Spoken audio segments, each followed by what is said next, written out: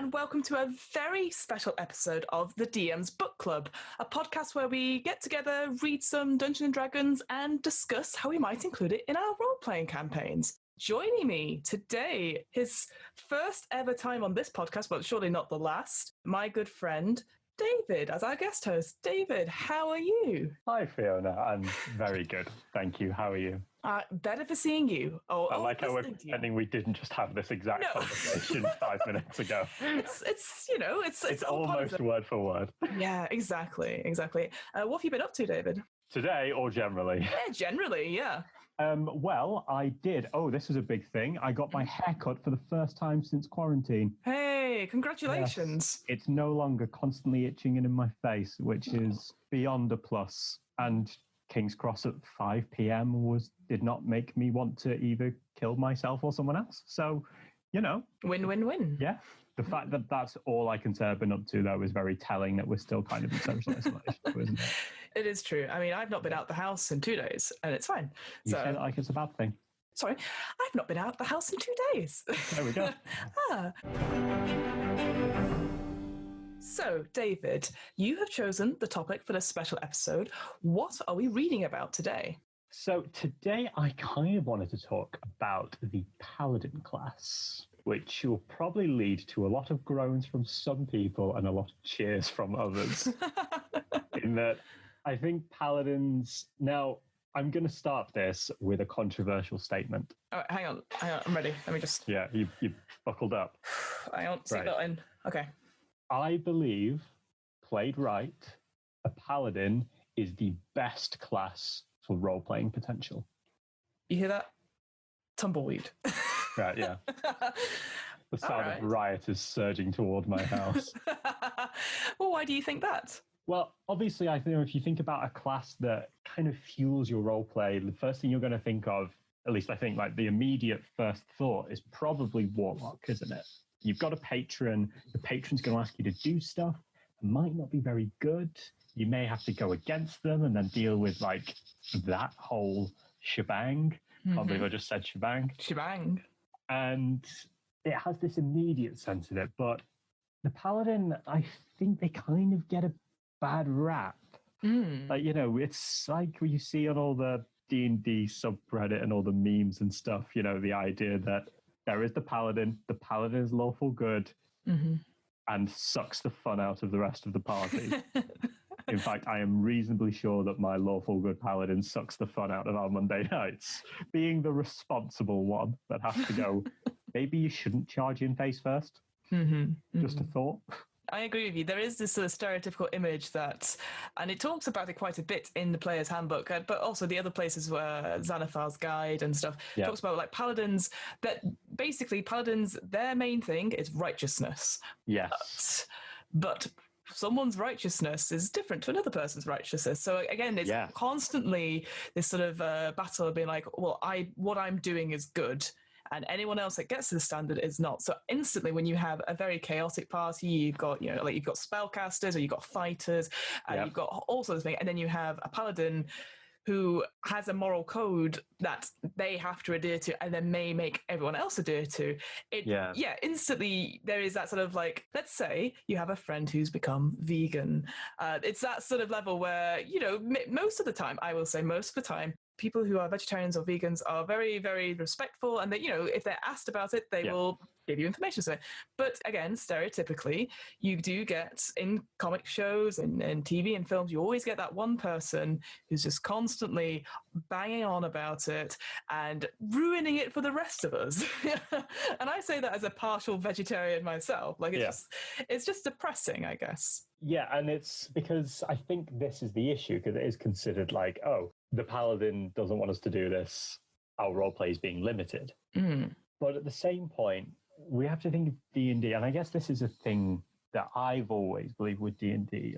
Some people will regard it as you go in, you want to have fun with your character and see how the plot affects your character. And I think this is already going on to something wider than just let's chat about holy warriors. I think that can sometimes be a big issue with some groups, in that, this is collaborative storytelling. If we don't appreciate it as that, you're going to stop having fun. And I think that's a big thing. Now, my point with that was with the Paladin always, well, not always, but more often than not being the one to go, no, we won't con this person just because they have a bit of a snooty attitude. What they're doing here is essentially good. Doesn't matter how they're talking to us. We won't do this. They can kind of feel like the one that's limiting everyone, which I get. Like, looking at it on paper, I understand that. That makes perfect sense.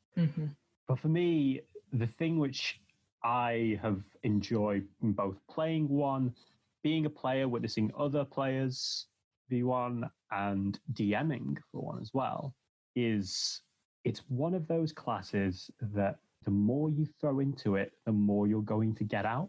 Like, if we just look at D&D classes in a whole for a second, best example I can give, a friend of mine has a character who cannot physically stand to be around a wizard. This has sparked so many debates because we had the conversation of what is a wizard. And my understanding of it is a wizard is just someone who has learned magic via study. Just like you've got a sorcerer is someone who has innate magic, bard plays an instrument, warlock made a shady deal somewhere. So if you look at it in that way, a lot of classes, they are so different from each other, but also they're not a way of life. Like, for instance, a fighter is someone who is trained with many weapons that specialize in a certain way. A rogue is trained with weapons, but they're completely different. A barbarian is trained with loads of weapons, but they're completely different. However, it's not a way of life. Whereas as a paladin, who you are is so intrinsically linked to being a paladin. Well, I say that. Who you are is intrinsically linked once you hit level 3. And that's a good point. So obviously, with all the classes, when you get to level 3, after the what I call the tutorial levels, you can then get to choose the sacred oath. So what kind of paladin? Isn't it super ironic that level 1 to 3 is probably the easiest to get killed in? Oh yeah, 1,000%. Tutorial, and you can just die. That bandit got a natural 20. And then that's interesting as well, because then it's very limited that you probably won't be able to bring that character back. As well, because you probably won't have any spells or any money for that. So yeah, I agree. You can specialize. You can specialize, and it says in the book, so when you get to level 3, you can just choose, or you can start from the beginning. Like, what are you going to? What kind of specialization are you going to go with? And with D&D, certainly in the player's handbook, you have 3. You've got the Oath of Devotion, Oath of Ancients, and Oath of Vengeance. I was wondering, if possible, if you can sort of tell me the difference between those 3. Yeah, so I always understood it to be, and obviously someone else is going to have their own interpretation on this, I always understood the Oath of Devotion to be your classic, stereotypical knight in shining armor, Sir Galahad the Pure sort of deal. You are a force for good. You do what is just, what is right. You have no tolerance of evil, but you don't seek war. You are the Captain America, the Superman of your D&D party. This understanding, this being the best person that you could possibly be, lead, the battle for the material plane soul, by example. Then you've got the Oath of Ancients, which I affectionately nickname in my mind as Druids in Heavy Armor. Yeah. Now, that's not to, besmirch them in absolutely any way, shape, or form. I think the Oath of Ancients is really cool. And if you are having, if you have an elf or even a sort of Sylvan paladin, it's perfect. Because, you've got your Fey ancestry there, which really melds in well with nature and everything. You can live till you're 1,000 years old or something ridiculous like that. It's just oh yeah, by the way, you're now a tree in terms of lifespan. Well done. And it's, it's really quite interesting. Then there's the Oath of Vengeance, that out of the Player's Handbook one is my personal favorite, as you know. Yep. Which is... And we'll have to circle back to this because I'm going to touch on alignment very briefly. It's one of the few paladin alignments that says this one might not actually be lawful good, even though when you look at the defining all of the alignments under lawful good, it says paladins are this. The Oath of Vengeance is... I always understood the Oath of Vengeance to kind of be a bit like the punisher. You get what I mean? It's the Paladin that has decided that is the thing that needs to go. I will stop it at any cost. And the tenets of the Oath of Vengeance are absolutely like brutal. I was looking over them because of all people, my mother was asking about how it all works. That genuinely fascinated, which is the most adorable thing ever. Yeah. And she was asking how an oath works. And, we were just kind of discussing the tenets. So you've got fight the greater evil. You've got fight the greater evil, this idea of that's the thing that needs to go. You take care of it. But at the same point, it's kind of like, it's more the ends justify the means. In that, let's say your Paladin has sworn the Oath of Vengeance to fight the big bad guy that is going to wipe out the entire world. The Oath of Vengeance, depending on your character, if 1,000 people have to die for that to be done, the Oath of Devotion would go, no, it's not worth the cost. We'll find another way. The Oath of Vengeance goes, fine. It's a sacrifice they'll have to make because it's a lot darker. We have things like no mercy for the wicked. The Oath of Devotion, the bandit is lay on the ground, bleeding. The weapon is far away from them and they ask for mercy. The Oath of Devotion gives it. The Oath of Vengeance says no, because you've been given your opportunity. It's very striking, actually. So I agree. Like, I think when you think Paladin, you instantly think of the Oath of Devotion. That's it. When you think Paladin, that's the one. Yeah, and that totally makes sense. I think realistically, that is the sort of most common Paladin type I have seen in D&D in general. Remember when they did when they released what the most common subclasses were for each class? Vaguely, yeah, and on D&D Beyond, yeah. That was it, yeah. And I think it was supposed to be that the Oath of Devotion had something like in the mid 30% range, for like 35% or something like that of all Paladins are Oath of Devotion. Like it was the highest by a sizable margin. And it's interesting, like just looking at the stuff you get. So yeah, as you were saying, David, I like the line is that the sort of Paladins hold up the lofty ideals of justice, virtue, and order. Yeah. And their own tenets are like honesty, courage, compassion, honor, duty. It feels very Girl Guide. I've got to be honest. Oh my god, yeah, we're absolutely looking at the Girl Guides here. You would expect the Oath of Devotion Paladin to find a Girl Guide selling, like, I don't know, we're not in America, but like cookies or something, and go and help. And they obviously, their sort of imagery that they use are sort of angelic, like angels are their ideal. So they've got angelic wings on their helms or coat of armor, and you're like, okay, great. And then like my favorite thing is obviously when you get to level 20, the big one, the holy nimbus. So you become that have an aura of sunlight. So you're like, sunlight, sun is shining out your ass. Yeah, literally. You've been pretending it is for the last 19 levels. There you go. Well done. Good job sticking it out, champ. And then going to the literally the opposite side, the Offenders. To me, yeah, like as you pointed out, it feels very almost Batman-like in a way. Like it is. It's so merciless. But like the fact that like early on, it talks about like they are willing to sacrifice even their own righteousness to mete out the justice, so that they might have to fall. So you think, like you said, Punisher, Batman, all those sort of superheroes who are like, the darkness, I must stop it, but I am also dark. And I quite like that. And then again, they're sort of known as sort of Dark Knights, Avengers, and then Avenging Angel is their final form, as it were. You have wings that sprout from your back. Not in the nice way, though. No, the really horrible way. It's like the Holy Nimbus, you imagine the wings are like this kind of brilliant white light. You can kind of picture the halo, can't you? Mm-hmm. With the Avenging Angel, I always pictured wings of like fire. Oh, yeah.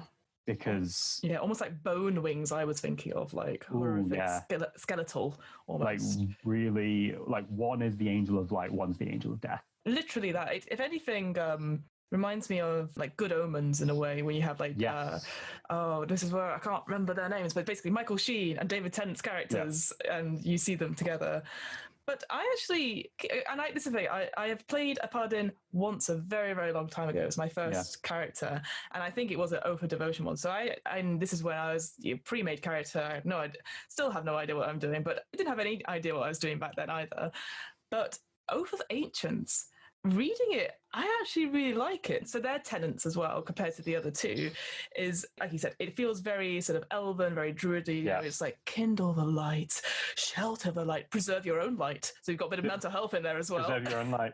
Preserve your own light. Should we just say that to people when we end the conversation? Okay, continue. Preserve your own light. Preserve your own light, and then be the light. So again, that's I quite like that as a sort of almost like a very lofty self-help thing. Yeah. The Oath of Ancient Paladins, they are doing fine. They probably love meditation. But they have two really interesting things for me. So obviously all of these Paladins, and obviously the other oaths, which we'll get onto, all have they have all these auras. So you obviously Aura of Devotion, you can't be charmed within 10 feet. You've got, for the Oath of Vengeance, you've got the Relentless Avenger, haven't you? Oh, yes, that's right. The supernatural focus helps you close off a foe's retreat. So the fact that you can hit a creature with an opportunity attack when they're running away from you, you can just follow them. You just follow. It almost reminds me of the Terminator. Yes, just not stopping like Terminator 2. Yeah, because you move up to half your movement. So let's say this thing has ran 30 feet away from you, you're essentially just walking up to it. And it's like everything can't make an attack of opportunity against you. So I'm just picturing all these other things just shocked by the sheer terrifying stare and gall of a paladin just walking after someone. Yeah, it's very the badass with the explosions behind them. Yeah, explosions going on behind them. But then, so the Oath of Ancients, so I feel their stuff is, again, because I hadn't really read it until now, their order is the aura of warding, resistance to damage from spells within 10 feet. Holy shit, that is so fucking useful. Just aura shield. Yeah, and then Undying Sentinel, so when you drop to 0 HP and not killed outright, you could just decide to drop to 1 hit point instead. Yeah. No biggie. You're like, no, I'm fine, actually. This was okay. And then their sort of final form, this Elder Champion, where, again, you can, like you said, assume the sort of form of an ancient force of nature, and you can just regain 10 hit points at the start of every turn. You can cast Paladin spells as a bonus action if they are an action. Yep. And creatures within 10 feet have disadvantage on your spells. And I'm like, why aren't more people playing these? I wonder if it's because of the way they look, perhaps, because obviously it's very Fey-like. You can, like you said, would you become a tree, or would you become like a stag with like antlers and stuff and still hit the thing? I don't know. It's a very interesting point. I think the only reason I don't know how well played the Oath of Ancients is. In my sort of view of it, the only reason why it's probably not as played is that it's so specific. Mm-hmm. Like, you have to be full on, almost druidically loyal to nature. Mm-hmm. And I guess with that, someone might just ask, why not play a druid? I think that's very true as well. I mean, looking at, there's the other thing as well, which we've not really spoken about, is obviously their channel divinity, where they specialize in at least 2 sort of special powers that they can do at resets on a short and long rest. Yeah, I thought for a year it was long rest. Yeah. And, well, I was DMing a paladin and he goes, it's a short rest. And I was just like, what? Yeah. Explosions.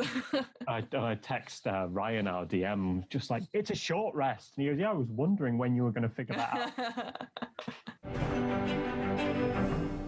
So looking at, say, the channel divinities for the Oath of the Ancients, so you have Nature's Wrath, where you can get spectral vines that come up and grapple your foe, which is quite you're good. Not going anywhere. Which, is super cool. But then you have Turn the Faithless, where each Fae or Fiend must make a wisdom save throw. It's essentially, like, I think most people will be aware of Turn the Unholy, which is a similar thing where you get out this aura, and undead and fiends have to make a saving throw, otherwise they're turned, which means they sort of run away from you and can only run away from you. And I think maybe, again, when you're starting out, you're more likely in a campaign, perhaps, unless you're told specifically beforehand, you're going to face undead. Yes.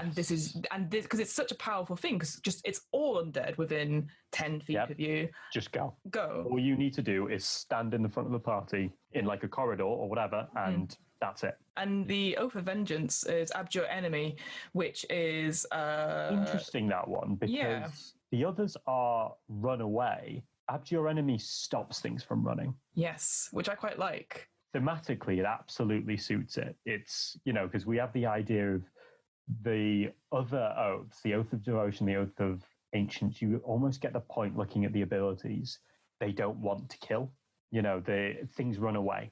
They get rid of them. They get them out of the field, and that's fine. This is the Paladin that doesn't want to push aggression. It doesn't want to be violent. Mm-hmm. Whereas you've got the Oath of Vengeance, which is, things don't run away. It's abjure enemy.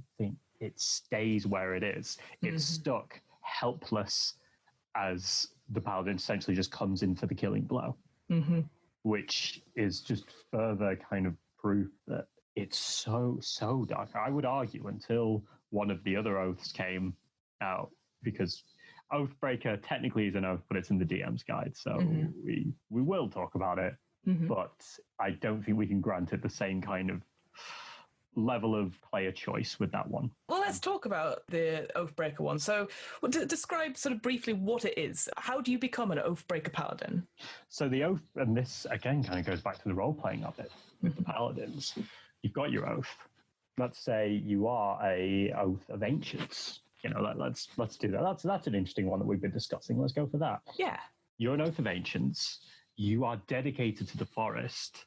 You violate that. You do something, not sure what, but you completely violate your oath willfully. Like a paladin who willfully violates their oath loses it. And this is where I think the Oathbreaker is probably one of the most interesting. I'd considered it as an idea for our campaign until I read all the abilities and went, oh no, this is designed to be used against players. Yeah.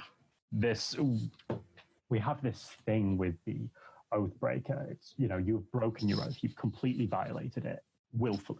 And it's supposed to be that you lose all of your powers, because a paladin's skills come from their powers, don't they? That's where they get everything. This isn't a fighter that's well trained. It's not a sorcerer that just woke up one day and magic. It's more complicated than that. You've got your oath. That gives you your strength. You choose to violate that. You should lose everything, but instead you don't. That, in my opinion, is probably the most interesting thing, because you've chosen to go against it, and it's supposed to be like, if you're serving a god, because this is an interesting thing about paladins, you can serve a god, or you can just be like, you have sworn an oath, and the fact that you have sworn an oath with such zeal and vigor gives you your power. You've violated that. If you've gone against your oath, you should lose all your powers. They don't. They just change.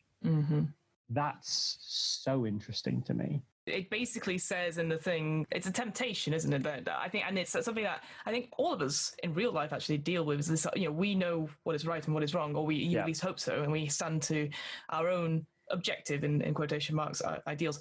But if we go against it, it's almost like a sliding scale, like it's just slowly going down. And I think with the Oathbreaker, it says that you must be at least third level, which makes sense because it's an oath, but must be evil. And I mean, I don't know about you personally, David, but I've never played an evil character ever. I've not. I've played characters that are so close to evil. I mean, with the chaotic neutral gets a bad rap.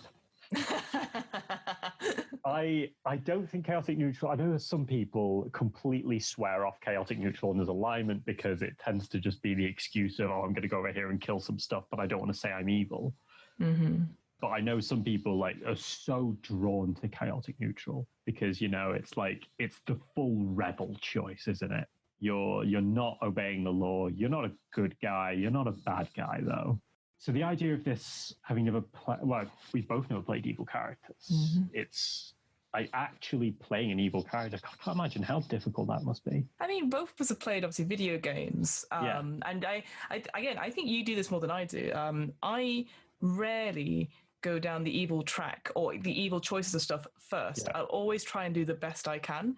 Exactly. And even when something bad happens, sometimes I will go back and try and fix it because I feel suddenly, and it's a mixture of the stories and stuff. Obviously, both of us, we're both really into sort of The Last of Us and stuff like that. And some of the choices, which, and again, obviously, The Last of Us is not necessarily a branching choice thing, but you have to. This is minor spoilers for the story, so don't worry. But it's not, but not really. But like you have to at some points kill dogs that are trying to track you. But obviously, in some of the cutscenes or some of the early scenes, you're playing with dogs, and then you're playing different characters who have the dogs as companions that the other character you play, you've killed. You're about to,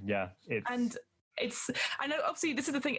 I don't know why it's dogs, but obviously, I think it's the first time I've played a game that does flip that, and it's like, so this 12 hours, we're going to go back to the start and use a different character to see the other side of it. And then you meet various people that have popped up in the previous one, and you go, I killed that person really brutally. And just seeing that interaction, that they are a bad guy for one person, but they're actually a complex human person that was just on guard, was just on shift doing their job because they're a small cog in a big evil machine, in quotation marks. And I think with Oathbreaker, like you said, it is, I think with this, actually, you have made that choice, and I think it's very hard to come back. Because it talks about, like, you can atone for it. So there's a whole section, isn't there? You have one choice to atone and become a true paladin once more, but you must shed your evil alignment and demonstrate this through words and thoughts. So again, role play, essentially, which is great. And then you could choose a different oath if you want. But if you break that one again, there's no going back. And I thought that was absolutely fascinating because one of the other oaths later on, Oath of Redemption, their whole thing is saying that anyone can be redeemed, anyone at all. And even they say that they face evil creatures in hope of turning their foes to the light and slay enemies only when such a deed clearly will save other lives. But they hope they're redeemers, not necessarily idealistic. It's such a bold choice to suddenly go, we're going to do an Oathbreaker. And it's something that I don't think I'd be able to role play. And I say this, there's no way of role-playing correctly, because that's not a thing. Yeah, of course. But I just feel like, I don't think I could commit to it for a long campaign without either sucking the joy out of everything or not being happy with it, because knowing that I have to, like you said, work against my friends and my party members. It is interesting that you bring up the Oath of Redemption, however, because especially considering the fact that a paladin can become an Oathbreaker and can redeem themselves. I don't know if it was something I would ever play, because at the same point you have to think, we shouldn't do this, but we all do. You think mechanically a lot as well. However, at the same point, just from a purely creative role-playing perspective, I cannot think of a single greater journey for a character to go on from level 1 to level 20, going, let's say starting as Oath of Devotion, or maybe what would be probably a bit more thematic. Let's say you start as an Oath of Vengeance Paladin. You have your goal, the thing that needs to get got, and you pursue that with dogged determination. And then bit by bit, because, by any means necessary, that's the oath. Mm-hmm. The character begins to enjoy the cruelty. Enjoy it. Obviously, the Oathbreaker is you go against that. But part of the Oath of Vengeance, it doesn't say how much you have to go against it, which I think gives us a bit of leeway here for creativity, a bit of leeway for role-playing. Mm-hmm. Part of the Oath of Vengeance, which it's the one thing in the tenets of vengeance that almost doesn't seem to suit, is just the last one, is restitution, which very simply says, if evil has devastated somewhere, it is because you failed to stop it. Like, the weight is on you, and you will do whatever you need to do to get that place back to what it should be. So all it would take, if you imagine this kind of story we've created now, is an Oath of Vengeance Paladin who doesn't manage to save like a village or a town or a city, and instead just focused on the goal, moves on, does not attempt restitution. That's violating the oath. They fall. They become an Oathbreaker. Totally agree. It's like it could literally just be you didn't save that one person. You violated your oath. It feels very Batman-esque or very sort of thing like you suddenly blame yourself because you didn't do enough. Yeah. And I think I agree with you. I feel like it's a very optional thing, perhaps, and maybe more of a personality trait or a flaw, perhaps, rather than a tenant. It absolutely is. Mm-hmm. So if we imagine you've violated this oath, you've willfully chosen not to stay and provide restitution, repair, whatever, you fall, you choose to fall, you lose your oath, you become the oath breaker. And then after a certain amount of time, you redeem yourself, and then you find the oath of redemption in that. Going from Oath of Vengeance to Oathbreaker to Oath of Redemption would be an absolutely phenomenal character arc. I cannot think of a better one, all done within one class. And according to the mechanics, completely feasible. And just to sort of go into a little bit more detail about the Oath of Redemption, so it's in Xanathar's guide. Yes. And it says from the outset that, it's a difficult path because it requires a holy warrior to only use violence as the last option, which, as we sort of talked about, is interesting because, again, there's that sort of like you are right and wrong and you will strike those down. But this instantly tells you that only use it as a last resort. Their tenets are very straightforward. So peace, innocence, patience, and wisdom. Patience and wisdom are quite interesting, I think. And it makes sense for a knight of an order to do that. And I know we're sort of jumping ahead to like the final level. Well, it's the definitive skill, though, isn't it? It is. Like the idea that it's called Emissary of Redemption and Avatar of Peace, which is great. You have resistance to all damage dealt to you by other creatures, so attacks, spells. Things just don't want to. They just bounce off you. Yeah. If anything, I imagine it's, this is where I'm going to get the name of the film wrong now, but it's the second most recent Star Wars one. Was it The Last Skywalker? Where you The Last Jedi? Oh, no, it's the one where, spoilers, Luke dies. The Last Jedi. Is that what it's called? Yeah. Okay, look, all right. The Last Jedi, where he's on the planet and he's just stood there and all the sort of, I know he's not real, sorry, but that's what it looks like. These things are just bouncing off him. It looks super cool. It's exactly like that. And whenever a creature hits you with an attack, it takes radiant damage equal to half the damage you took. Fine. So if it attacks you, it gets damaged by it. But obviously, if you start to attack it, well, that doesn't work. None of this works. So you have to be, again, very, not only role player, but very tactical in how you are fighting. You can maybe... it's making people fight you, getting into the battle, and they're not doing anything, which is a test of patience, a test of will, not to just because you probably at this level, you're going to be super strong. You are going to hit things and they're going to take a lot of damage. But is it worth for role play just to stand there and take this damage whilst other people, whilst the enemy is getting hurt? Exactly. It's when I think of the Oath of Redemption, especially at that level, you imagine when someone channels it, you can kind of picture someone just lowering the sword and shield because, of course, an Oath of Redemption Paladin is not going to use a two-handed weapon. No. Yeah, if anyone's going to use a two-handed weapon, it's vengeance or the other one we'll get to. You just picture them lowering the weapon, lowering the shield, and just saying, I don't want to fight you. But standing between them and their allies. As a dragon or whatever is about to breathe fire, you just stand. It's amazing. And yes, that's just another aspect of why I think it's the best role-playing class, because that dictates the kind of character you have. And that's quite interesting. Again, I know we're talking a lot about the roleplay rather than mechanics, which is totally great, actually. But in Xanathar's, it expands on the Paladins in general, not only with obviously more oaths, which we'll quickly skip over, but the idea of having more roleplay aspects. So looking at like a personal goal, like why did you become a Paladin? And it gives you a table to roll upon. What is your holy symbol? Because, you could be whatever deity symbol is, or you could choose it to be something else, and you could choose what it's on. Again, a inspiration table there. But then, David, my favorite is the Nemesis table. Because of course. A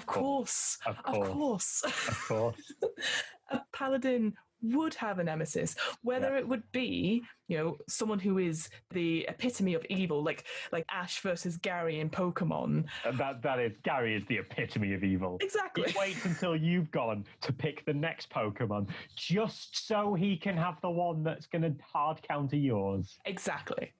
And scum. Wow, you heard it here first, friends. I just thought that's really cool. Again, because that's something that beforehand, it was something like, oh, that'd be really cool to have. But actually mentioning well, of course, you're a paladin. You are going to rub people up the wrong way. You're going to have people who do not like you. It talks about okay, you could hate so-and-so, but alternatively, flipping it, you could suddenly become the target because you become a paladin. You draw a lot of attention. So you could be unaware that you have people who do not like you. And you could be a super nice person, and then people are just I will rid the day of you. And you're like, oh, that's not very nice. Why is it whenever it's the super nice paladin that's going, oh, okay. I always think of the Oath of Redemption. Just going, well, I hope you change your mind. So you have the personal goal, you have your holy symbol, you have a nemesis, and then, which I think is a great thing to do, is the temptation, because as we've sort of alluded to and talked about, we're not all virtuous. It's very hard to keep it, and they have a very interesting thing because it's essentially the 7 deadly sins minus gluttony in this table, which I thought was really interesting. I was like, why get rid of gluttony? I mean, I guess maybe because people are maybe they don't see it as a sin anymore. I don't know. Adventurers can't fit in their armor. I don't know. I think it would be great that you not necessarily gorge yourself on food, but you like the finer things, and you only can have the best food and the best water and the best whatever. Snob paladin. Exactly. I don't, it doesn't have to be you gorge yourself, become fat, because I understand that that's not very sensitive and stuff, but I thought, that'd be great to just you can only have the most exquisite, and it costs, and that then could go into greed and keeping money and stuff, but I just thought that was quite good. Quickly sort of move through the other oaths. So we've talked obviously about redemption. The other 2 other oaths that are there's 3 other oaths that are official. There's loads of other oaths. There's loads of other oaths, and then there's the Unearthed Arcana one. So the other one in Xanathar's is Oath of Conquest, which is, I would say, an interesting one. Yeah, it's very dictatory. You know who I think of whenever I hear Oath of Conquest? Go on. Darth Vader. Yeah, exactly that. Full on, it's a Sith Lord oath. The tenets are douse the flame of hope.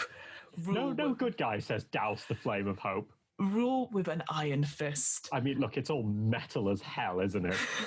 Strength above all. It's the Sith code. It's so good. The thing which also, it's the only one for the Oath of Conquest that says this. The others are just, you take this oath. In the Oath of Conquest, it says, you have the oaths seared onto your upper arm. What? Incredibly what kind metal. of selection process is this? Well, it does talk about it makes sense that these could be Hell Knights or something to do with the 9 hells. Because, as you said, it's very metal. It's very what's it called? No, my brain. I'd love to help. Fury Road, Mad Max Fury Road. Yeah. Where they say, today is a good day to die. Yeah. And then they're just driving in those hell machines. Yeah. It's exactly the whole Oath of Conquest. It's a tyrant oath. You imagine someone who has taken a kingdom or whatever and is holding it through sheer fear alone is an Oath of Conquest paladin. And then sort of on the flip side, similar but not similar in the Swords Coast, you have Oath of the Crown, which is obviously, not obviously, but you are dedicated to the crown, the ideals of civilization. Yeah. You are the watchers on the wall, I like to think, it's an order of knighthoods. Tenets are loyal, law, courage, and responsibility. And I just feel it's very on the battlefield, you are an inspiration to those dedicated to the cause. Yeah. So you're very sort of Jon Snow-esque, sort of like exactly. Aragorn, etc. That is a fantastic question. Would Aragorn be a paladin? That's a rabbit hole. Let's not go down there. Maybe Probably next time. Fighter, I'd say. Well, I assume he's a fighter. Yeah, or a ranger. He is a ranger. He doesn't have magic though. Right. This is a different episode. A different episode, but one we may come back to. So you have sort of those two, and then the two newer ones, which we'll quickly go into before moving on. So I don't know how much you know about the mythic Odyssey or Theros. I actually don't know much about it at all. So I know it's very much like, isn't it supposed to be sort of like classical era, ancient Greek? I always think like the Trojan War kind of portrayal of things. Pretty much bang on. Theros is a Magic the Gathering setting, as like was Ravnica, which was what they sourced before. And essentially, Wizards of the Coast want to get people who are into Magic the Gathering want to get into D&D, and vice versa, perhaps. Yeah. I mean, and some people are like, no, we want these older settings to be updated. And you know what? That's an argument that people can have. I must say, though, when I saw the cover of it, where you have these horrible Hydra-type creatures that have a void in them, like the stars, I was like, I want to see what that's about. And yeah, that's cool. In it, like you said, it is very Greek-inspired, Greek mythos. So obviously you have Minotaurs as a playable class, you have Satyrs, you have, I can't remember what the actual race is called, but lion people, essentially, and Tritons as well. So very sort of, I guess, monstrous adventurers in a way. But they have a paladin oath called the Oath of Glory, which, as you can imagine, is very much a Herculean type of oath. You are... Oh, it would have to be, wouldn't it? You are... Was it the belief that this paladin and their companions are destined to achieve glory through deeds of heroism. Yeah. And basically, it is creating legends about yourself. Peerless Athlete is one of your child divinities. So as a bonus action, for the next 10 minutes, you have advantage on strength and dex, so you can carry, push, drag, lift as much weight as possible. You are Hercules. You're Hercules from the hit movie Hercules. Exactly. Yeah. Inspiring Smite. Immediately after you deal damage to a creature using Divine Smite, as a bonus action, you can distribute temporary hit points to creatures of your choice within 30 feet. 2d8 plus levels in this class divided amongst those creatures. So of course you're like, haha, we will drive these beasts back. And the people are like, oh shit, yeah, oh shit, yeah. Oh shit, that's yeah. How you get rallied. Oh shit, yeah. Oh yeah, we're not going to die. We're not going to die. Thank God you're here. Thank God Hester. the Paladin's here. Their final thing is just called Living Legend, where you empower yourself with legends, whether true or exaggerated, of your deeds. Brilliant. I really want or exaggerated to be in brackets. Exactly. So you get, as a bonus action, you get this for the next minute, you get advantage on charisma throws, all charisma stuff. Each turn you make a weapon attack and you miss, you could just turn that into a hit.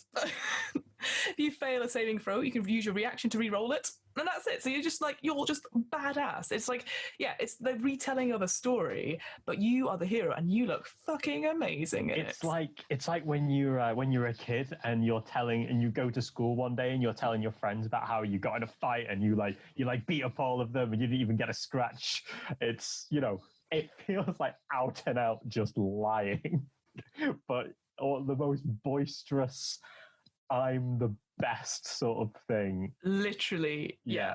And that sort of leads into the roleplay aspect. So again, we've talked about obviously the different kinds of roleplay, but my favourite idea of playing Paladin are ones that are not even smug. Just think, aha, yes, we've done it, friends. And you're like, okay. It's Seahawk from She-Ra, if you've ever seen that, where you're like, ha, and you're like, hooray, like fist pump, and you're like, oh, fuck, okay. God, so who let him out? Who let him out? Who gave him the drink? It's very Thor from Avengers. You think about it. Like, he's like, this is amazing. Another, quick, let's go. Yeah. I'm gonna make a statement now. I don't like the Oath of Glory. What? Why? I don't like it. I DM'd it. And I've looked at the tenets of it compared to the tenets of everything else. And I have to be honest, I think so much of role-playing the Paladin comes from the tenets. Mm-hmm. And, we've got the ancients that it's all about, you keep the light of the forest, the light of nature, you carry that within yourself. Mm-hmm. You are essentially nature's representative. Mm-hmm. devotion's a little bit depth of puddle, if you ask me, but what are you going to do? But then you've got vengeance, conquest. They're very specific. They tell you who you are and how you do things. Mm-hmm. Whereas glory to me just feels like you're that guy who won't shut up. Yes. 100%. When you see the tenets are actions over words, challenges are but tests, hone the body, discipline the soul. It's like very... You just kind of imagine that the Oath of Glory Paladin is sat there at the start of the day just oiling up the abs. They are the personal trainers of the party. And you just hate them. Exactly. You hate them even though they do good. And then quickly, finally, the Oath of the Watchers, which is Unearthed Arcana that's come out. Yeah. And this is an interesting one, I think, because I don't know exactly if, again, we've not played it ourselves, or I've not played it myself, but the idea that you seek to protect the realm, or the mortal realm, from extraplanar creatures. And it's very similar that you've got tenets of vigilance, loyalty, and discipline. And it's constantly watching and waiting for something to happen. And when it's very, who's the guy that protects the bridge in the 4 films? Is it Heimdall? This is very bad. I think it is. We should know. It's Idris Elba, essentially. It's Idris Elba. Basically, Idris Elba and everything. Yeah. Again, your final form, as it were, the mortal bulwark. I don't know if I'm saying that right. Too late, I've said it. We've committed now. Is you have advantage on attack rolls against elementals, fae, fiends, and aberrations. And like these things that are just beyond the mortal realm. And I always, in my own little headcanon, always understood them as you said, a mix between Heimdall from the Marvel films, but also kind of like if a Call of Cthulhu investigator instead just goes, no, I'm gonna fight this thing. No, it's seen the like horrors of interdimensional extraplanar things, because like if you look at some of the stuff in D&D, like I wrote an entire campaign around Hadar, the Hunger, which the legend is literally just, if you look at the sky for long enough, there is a chance you may see a star go out as the Hunger beats planets and suns. For me, the Oath of Watchers seems like an order of people that just got together and said, we will travel space and time to stop this. Kind of a bit like the Horizon Walker Ranger. And I think it's such a fascinating, because it is keep vigilant, isn't it? You don't imagine when you hear about this oath that they have the one world that they're stuck on. I almost imagine kind of a bit like the Green Lanterns, actually. Yeah. In the, it's like, okay, your paladin is given this world to look after. You have to look after it. Yeah. No, I like that. Whether or not they're actually from the world is another thing altogether. It's a different thing, yeah. Yeah, no, I like that. That's because we always think that paladins they go off and go fight the evil rather than staying and fighting evil, like almost like a home. I almost said, well, it's true, almost like Dad's Army, but possibly not veterans or that sort of thing. Yeah, so you have so many different options and so many different flavors and styles. So you don't necessarily have to be the knight in shiny armor. And you, like as we've discussed, you can play it any way you want. You can play it comedically, seriously, dark edgedly, or as straight-laced as you want. And as long as, I think my only bit of advice, I guess, for role-playing a Paladin, from my perspective, as someone who did play one once and then obviously has to play with one on every week, is... And I say this about every sort of role-playing thing, is to give that spotlight moment to each of the players in turn. And when they say something, it's not necessarily like what the paladin is sucking all the fun out, or they're doing this. That's one way of reacting to it. But maybe take a moment and think of a response than rather an instant reaction. Because it's not, like we said, paladins aren't necessarily us. We have elements of being a paladin in all of us, I'd like to hope. Be a good world if we all did, That's so true. But it's listening to someone who, let's face it, and I say this obviously from experience, as David as the de facto leader of TBA Mondays, you sometimes have to make the difficult choices. And that's, again, another interesting roleplay aspect where you sort of have to go back on yourself, is actually who is going to take the big fallout from here? Is it the people at the side of you who are clearly off for their own sort of like chaotic stuff and dealing with their own stuff, or is it you who have to answer to a higher calling that you hold yourself to? That is one of the things which I've found most interesting. And considering there's a paladin, and the minute a character gets that sense of responsibility, and this is the thing, I'm not saying any class is more particularly suited to being quote unquote party leader. Some parties just don't have a party leader, for good or ill. Democracy. Yay. If any class is probably most suited to it, I think it's probably the Paladin, because mechanically speaking, like the aura, for instance, the minute you get that, the party will surge around you. You are the center point. And it's like, since my Paladin hit level 6, suddenly it was, cool, let's stand next to this guy. And I think that almost naturally lends itself to the one that is righteous, the one that is most set on the path, is the one that's going to push and maybe does end up in that leadership position. And I know some people really rebel against the idea of a D&D party leader. I think it's this fear that party leader equals protagonist, which I get. I understand that concern. Personally, I don't think it does. I mean, this is a whole other discussion, I suppose. But I would say when you have, especially a paladin, in that position, it's as much as a challenge for them as it is for the other party members. Like, for instance, to quote an example from our game, we had a very sticky situation with a vampire. The paladin, at least in the case of mine being an Oath of Lawful Good, Oath of Vengeance paladin, was most likely to someone needed to stay behind and essentially sacrifice themselves. He did that, but at the same point then realized later on he can't do that. He shouldn't do that. The party works better together. Yep.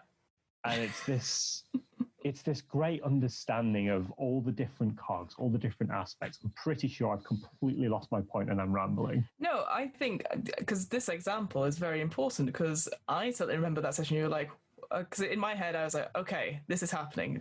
He's got a plan though. And then afterwards, it obviously split up the party, and Sam's character was like, what do we do? And I was like, oh no, not me. Yeah, but that's it. They were hopelessly outmatched. There was no plan. His idea was just get my friends out of here. And this is, it's something which I find so much fun about playing the class, but also on the subject of like role playing them. I know so many people shy away from Lawful Good because they think it's dull or it doesn't give you the same freedom. And you know what? I'm going to throw my hands in the air now and say, when I first made my Paladin, I was the same. I remember talking to Ryan about it, and I'm saying, because I ended up, as you know, I ended up multi-classing him into Hexblade, which became a whole other thing. That's a whole different story. That's never reared its head in ugly ways.